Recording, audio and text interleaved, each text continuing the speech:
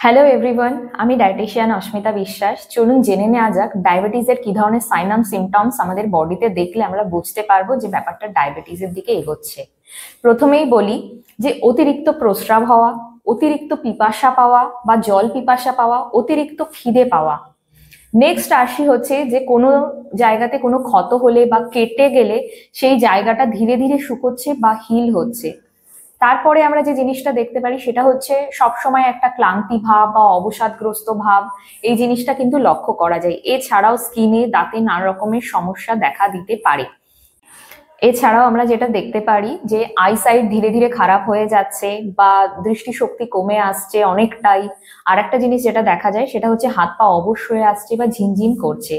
তো এই সব সাইন অ্যান্ড সিমটমস গুলো যদি আপনারা দেখতে পান তাহলে অবশ্যই আপনার একজন ডাক্তারকে দেখানো উচিত, তার সাথে একজন ডায়েটিশিয়ানকে অবশ্যই দেখানো উচিত নিজের লাইফস্টাইলে খাবারের মধ্যে চেঞ্জেস আনার জন্য।